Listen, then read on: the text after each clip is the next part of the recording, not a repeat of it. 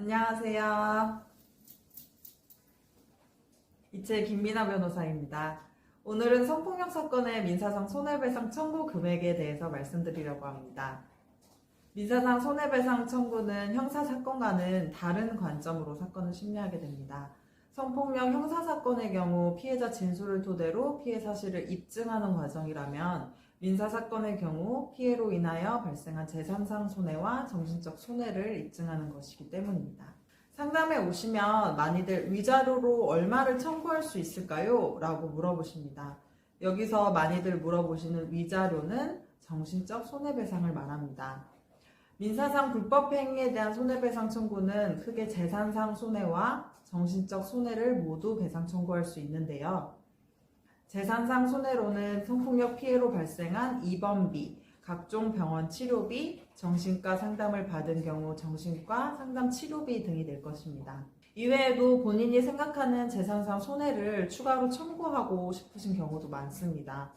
피해자가 주장하는 손해의 범위가 확대될수록 가해자의 행위와 피해자의 손해 사이에 상당 인과관계가 중요 쟁점이 됩니다.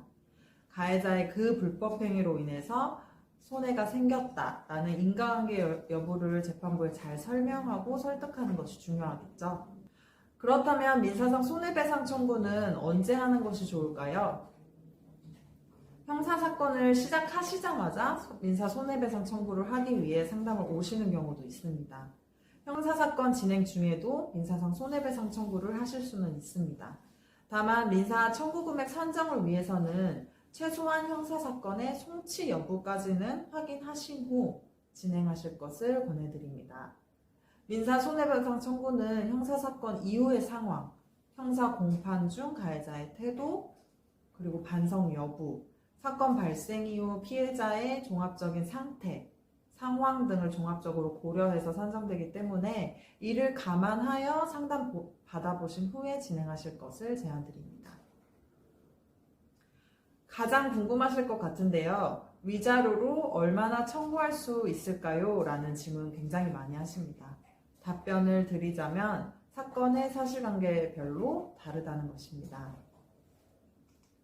성폭력 사건으로 인한 손해배상 하급심 판례 분석을 통해 확인된 대략적인 범위를 오늘 소개드리려고 하는데요. 말씀드리는 내용은 참고용으로만 삼아주시고 반드시 본인의 사건 사실관계를 기반으로 변호사와 충분히 상담하여 청구 금액을 산정해 보시기 바랍니다.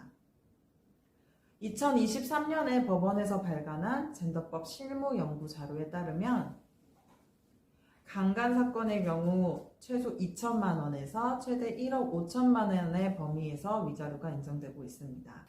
여기서 5천만 원을 초과하는 사건의 경우 지속적이거나 수십 회 피해행위가 있었거나 보호 감독자에 의해서 그 피해행위가 발생한 경우에는 5천만 원을 초과하는 위자료가 인정되는 경우가 많습니다. 강제추행의 경우는 최소 100만 원에서 4천만 원의 범위 안에서 위자료 인정되고 있습니다. 주요 성기 등을 제외한 신체에 대한 강제추행의 경우 대부분 1,000만 원 이하의 위자료 인정되고 있습니다. 다만 피해자가 미성년자이거나 가해자가 보호 감독자인 경우에는 1,000만 원을 초과하여 위자료 인정되는 경우도 있었습니다. 불법 촬영물 촬영 내지 유포의 경우 촬영은 최소 200만 원에서 최대 1,200만 원, 촬영물 유포 협박의 경우 최소 1,000만 원에서 최대 2,500만 원의 범위에서 위자료 인정되고 있습니다. 민사상 손해배상 청구까지 진행하셨다는 것은 합의가 인정되지 않아서이겠죠. 만약에 형사 단계에서 합의를 하신다면 당연히 앞서 말씀드린 금액보다 더 많은 금액을 받으셔야 됩니다. 왜냐하면 이 합의 금액이 가해자의 양형에 상당 부분 참작되기 때문입니다. 최근 사무실에서 아동 청소년 강제추행 피해 형사사건의 합의를 지원한 사례가 있는데요. 다수에 의한 그리고 반복적 상황, 그리고 이 아동 청소년이 주위의 도움을 구하기 어려웠던 그런 상황들을 설명해서 4천만 원으로 합의에 성공한 사례가 있습니다.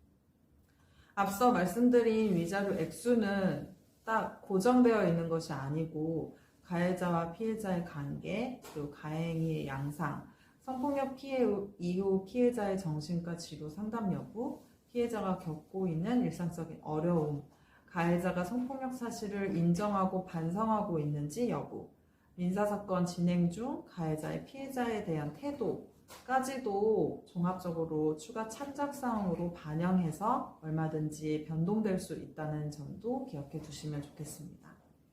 당연히 각 사건별로 개별적 특수한 사정이 있기 때문에 충분히 변호사 상담을 통해서 보다 정확한 청구 금액을 산정하시고 그에 상응한 권리 구제를 받으실 수 있기를 바랍니다. 감사합니다.